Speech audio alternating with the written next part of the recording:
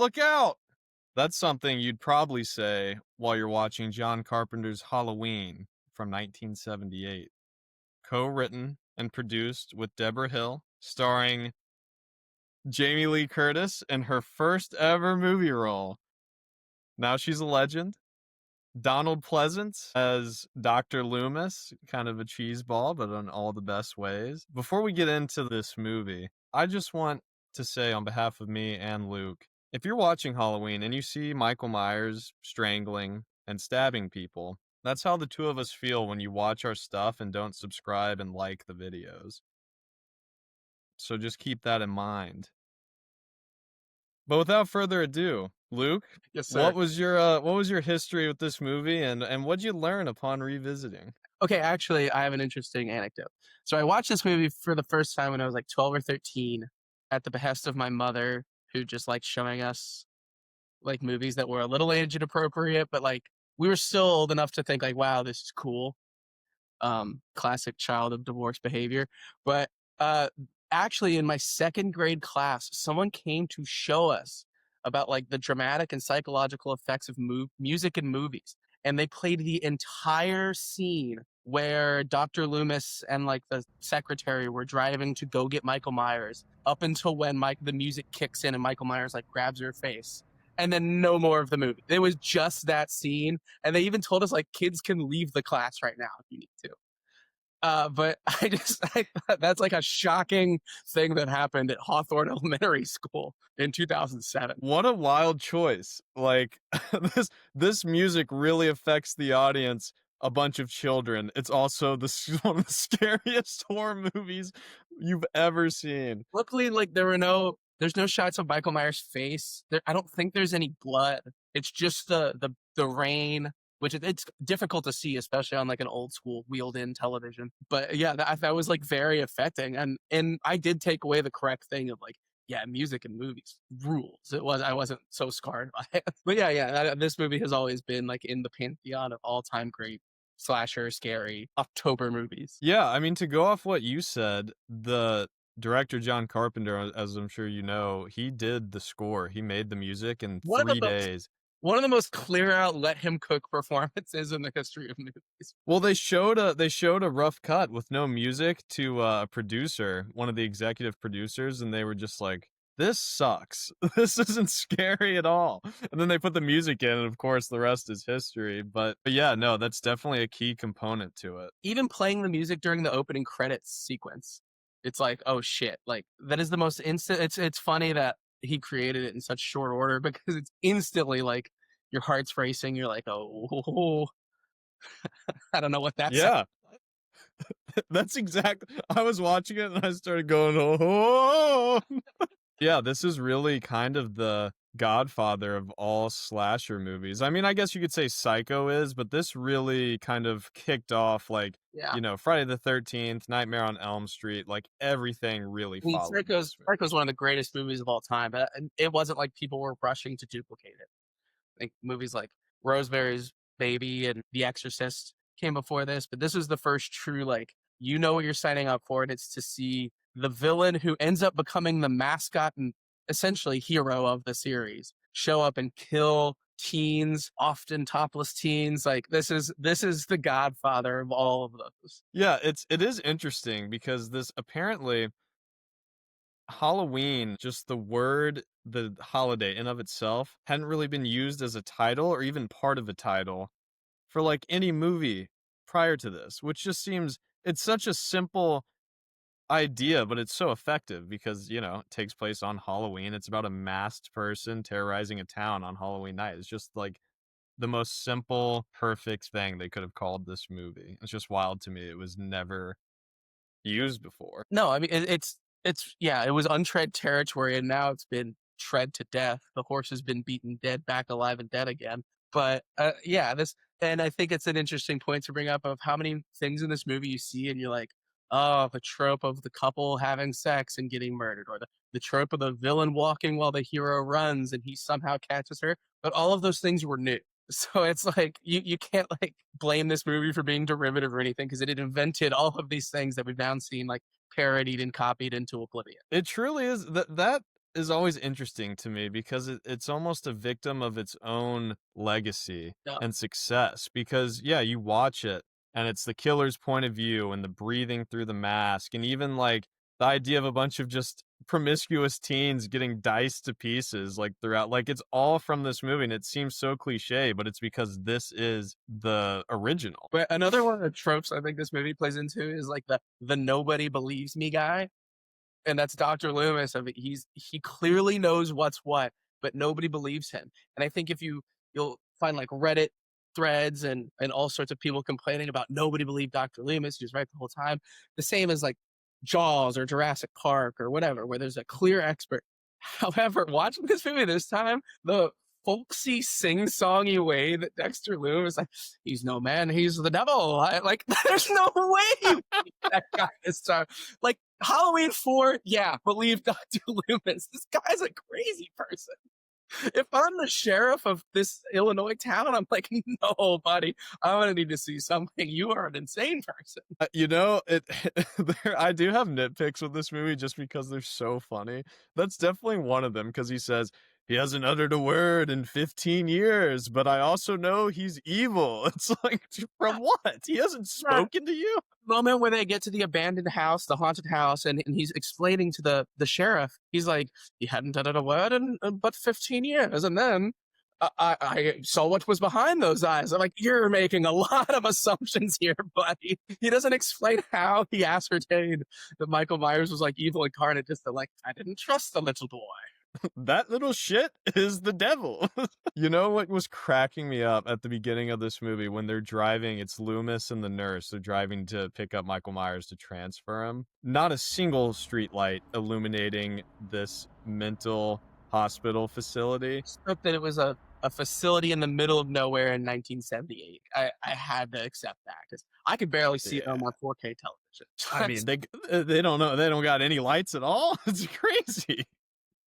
And then Loomis gets out of the car for, I'm not joking, like 30 seconds. And they've already established that there's patients wandering the grounds. And the nurse that's driving hears this big noise on the roof of her car. So she decides to immediately open the window to Yeah. check it out. Of course, it's Michael Myers, steals the car. If I were Loomis, I would look back and see that car driving off and be like, are you fucking kidding me? What happened? Because I think if you're making this movie, you have two choices. Either the nurse barely notices the sound and doesn't really react, or she's frightened, like spooked out of her mind. But in this one, she's like, how peculiar. I might investigate. Like, it's like a weird middle ground that isn't appropriate for like a home of psychopathic murder in the middle of a rain. No, just immediate Grand Theft Auto, and then we're off to the races. So, like, this movie a lot, it benefits and kind of annoys me to an extent, just because it was made in 1978, and even more so than like modern horror movies, which kind of use sound to manipulate you a little bit. The dialogue's quiet, the music comes in hugely loud. It was so dramatic. Like, I had to turn my TV up and down so many times during this just because I was like, man, I don't. There's other people home, right? But I can't hear Jamie Lee Curtis at all when she's speaking. And so, yeah, a lot of fluctuation in the volume. I want to point out the POV shot that lasts for about the first 6 minutes, the coolest thing ever. Just no notes. Every bit of that, you don't really know you're looking through a child's eyes until after he murders his sister to death.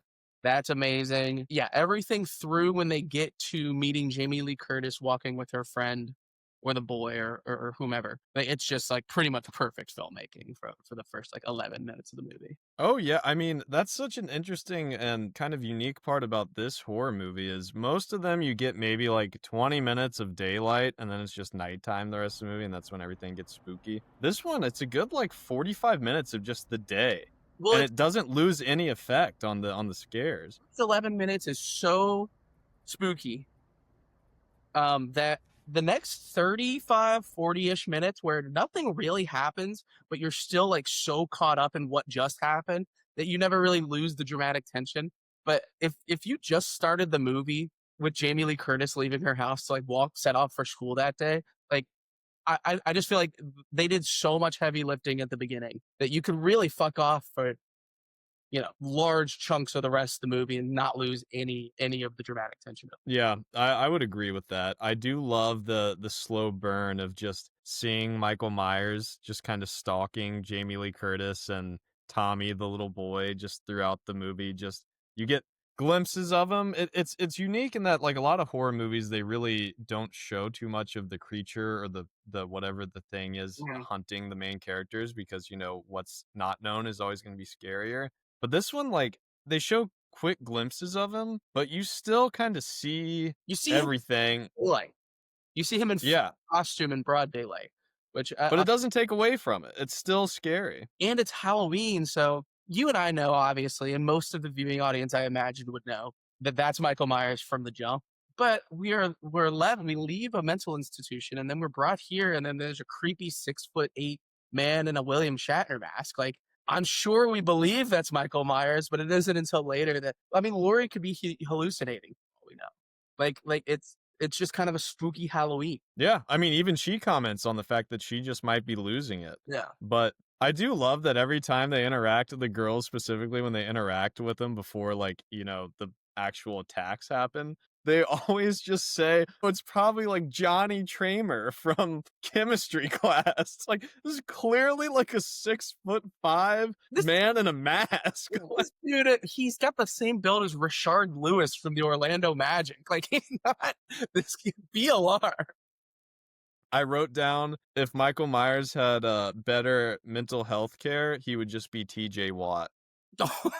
That's like an elite defensive end. Yeah, he would have gone pro for sure. He would have had 16 sacks and 3 forced fumbles last year. Another thing I wanted to point out again, this is earlier in the movie, but the organized bullying all of the boogeyman. Like they were really good at chanting things in unison. It was pretty hilarious, like how quickly they would all catch on to like, now this is what we're gonna say to torment ours. I mean, That scene stuck out to me too. It's the little kids are just the worst. They say, "You know what happens on Halloween?" And poor Tommy just goes, "Yeah, you get candy." And they're like, "No, idiot, the boogeyman's gonna kill you." Then they smash his pumpkin. and then obviously night falls, and even once night falls, it's like there's a lot of watching movies and carving jack-o'-lanterns and babysitting. Laura's pretty lame, right? Kind of a nerd, I'd say. Yeah. I don't yeah, I mean, that's something She's that I'd a like to. Girl Scout, and like that's I mean, they say that a couple times that she is the good girl, but even none of these kids are doing anything. Like these late high school teens, I have to imagine, and none of them are doing anything fun or cool on Halloween. Maybe it's more of a going out holiday now than it used to be. I don't know, but it seemed pretty lame. I do want to not make fun of Jamie Lee Curtis too much though, because I think in different hands, and there's a reason that after this movie she went on to become one of the biggest stars like in Hollywood for years and years and years. Even I mean, Freakier Friday just came out like what 2 weeks ago. She's still cashing checks, but like I think in worse hands, that's a forgettable part. That's not a character we see in every Halloween movie for the next 30 years. That she just brings a certain like, for lack of any eloquence, she brings some like actor shit to the table that is not always present in these slasher movies or even necessary. Yeah. Well, that's something I looked into because I was curious to see what kind of John Carpenter had said on the matter. A lot of analysis of the movie kind of came to the conclusion that it's pro-conservative values because, of course, like the promiscuous girls are getting murdered. But John Carpenter just came out and was like, looking into it a bit much, like they're really just doing what Teens do. teens do. And Jamie Lee Curtis's character, Laurie, has that kind of built up, like repressed sexual tension to like kind of mirror Michael Myers in a way. Like they're Yeah. almost kind of cut from the same sort of cloth, obviously, in very drastic I mean, differences. she's the other side of the coin, so to speak. I mean, she's the light, he's the dark, but it's born from the same repression or what have you. Yeah, and John Carpenter said that, Michael Myers it's more about him having all these repressed feelings versus like the teenagers. So in a way, Michael Myers is kind of like the original incel. Yeah. I think that's a great analysis. I think Michael Myers, it became a goofy thing over the years that Michael Myers specifically but Jason is certainly guilty of this as well. You could really do anything to a slasher villain, and you were never going to kill him.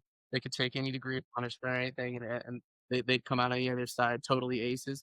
Michael Myers, despite other than being shot several times and falling out a window at the end of the movie, he didn't quite take the beating that I remember in this one. I will say Dr. Loomis is rocking with a six shooter and he hits him with six shots He does. and he falls off of a second story. I don't know. I just feel like I've seen Jason get like limbs chopped off and walking off and be fine. I don't know. I just wasn't quite as gratuitous. Also, none of the violence was as gratuitous. I'm sure it was in 1978. But by today's standards, a lot of the stabbing was like cut away, cut away, cut away, blood after the fact. I just kind of like that.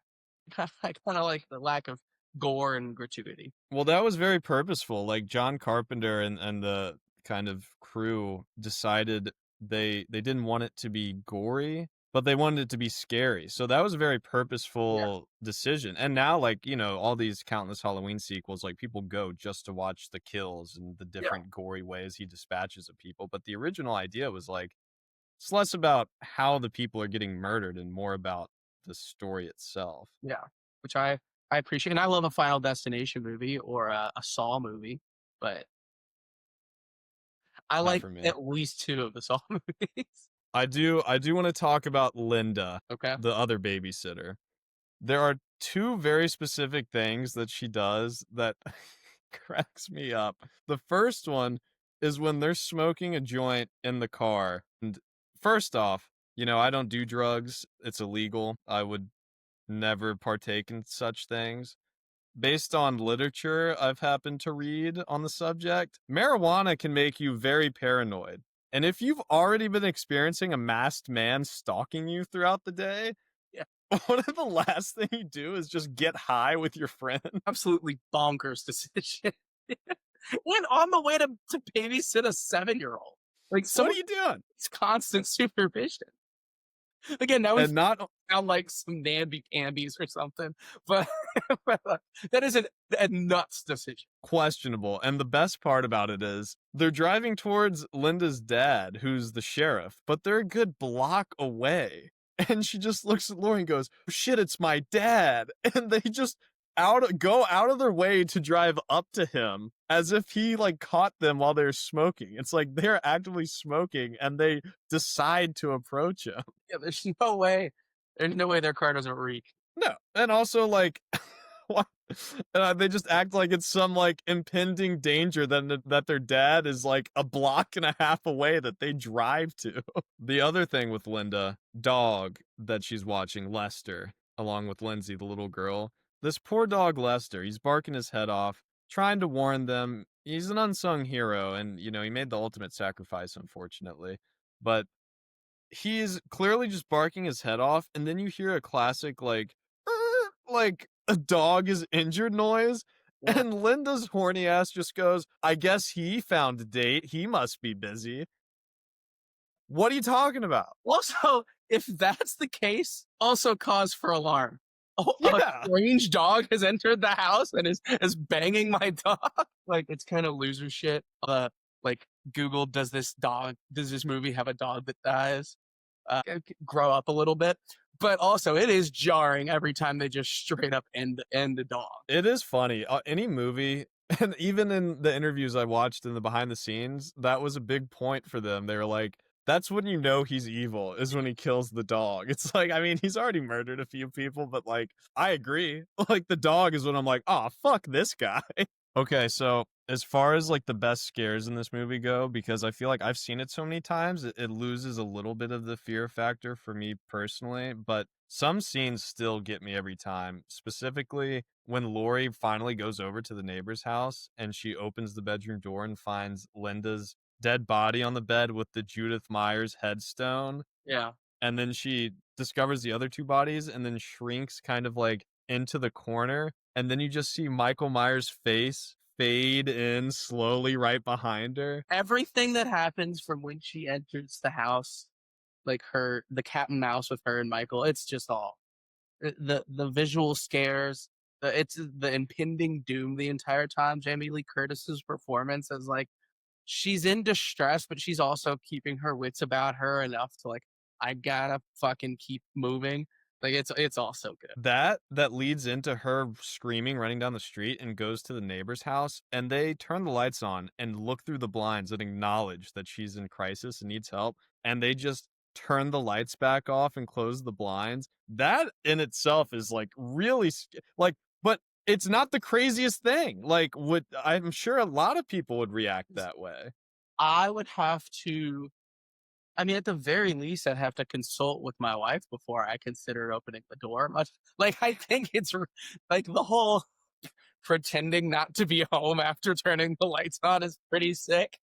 But like maybe talk through the door, talk through the window a little bit. I'm not rushing to swing my door open. No, and honestly, if she was like, if you said, "What's going on?" and she said, "There's a 6'5" man with a butcher knife trying to kill me, and he's actively chasing me right now," I'd be like, "Oh shit, I, I'll call the police. You hang out there."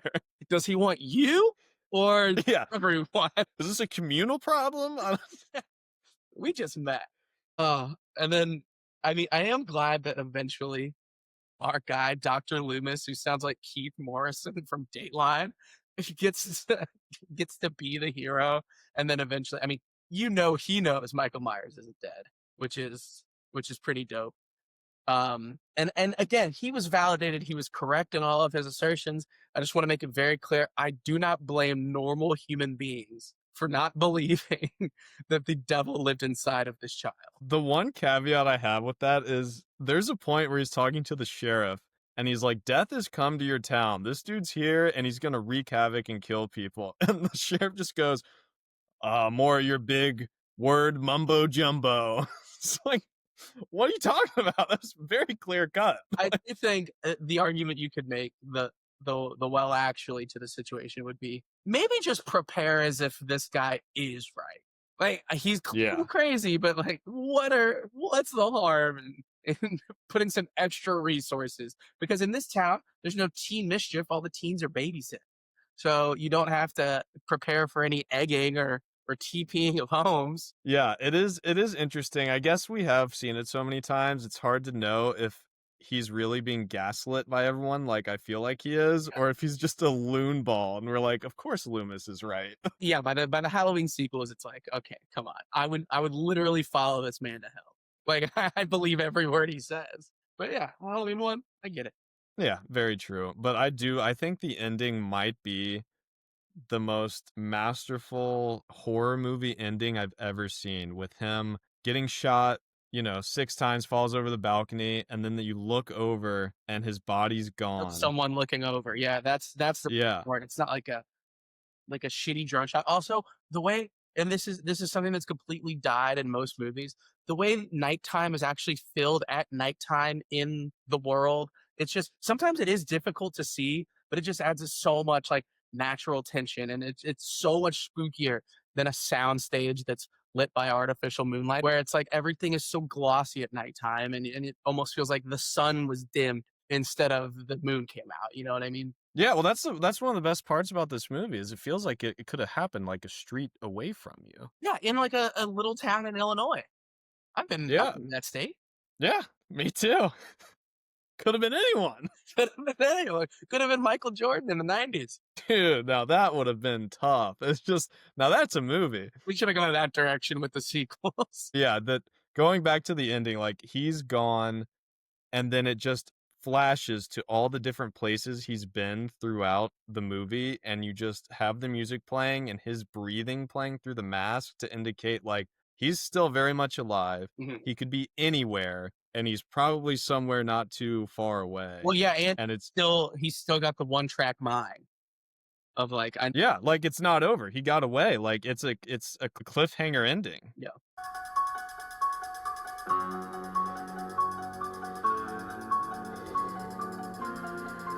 Really, really good. And I'm glad there's not like a dialogue dump at the end. Would have been a bummer. Yeah, or like 21 sequels. The budget was $320,000 and 20,000 of those dollars went to Donald Pleasance just to convince him to go on board. So this movie was made for next to nothing. Yeah. And it made a ton of money, obviously, because they made a million sequels. But you can't even quantify when you start getting to movies like this that have like the syndication that I'm sure Halloween has that like go back to AMC theaters once a year. I mean this movie's got Titanic money. Like it's in a level of its own. Definitely. I mean, I got the physical copy right behind me. I bought that last year. They got that money from me just a year ago. I'm sure, yeah, Blu-ray sales, the amount of times it's on cable. I mean, and again, it's just it's the endurance you don't see, and part of it is because Freddy Krueger he's more of a raunchy guy. You don't see like Nightmare on Elm Street being played on cable or on AMC or whatever, and like it's just this one, the silence of Michael Myers is so spooky. He's an easy Halloween costume. Like it's just the perfect storm of everything to make this like the most legendary slasher horror movie of all time. Oh yeah, definitely.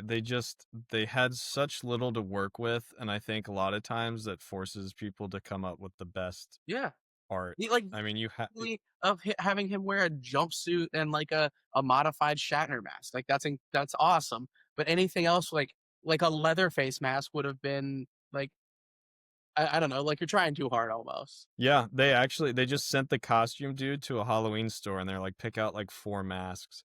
And the Shatner mask was just it's not even a lot of people think they like flipped it inside out. It was just a featureless man face essentially, and they just removed the eyebrows and made it a little paler. Horribly terrifying. Also, just bad job by whoever made that mask. It looks nothing like a young Captain Kirk. Absolutely not.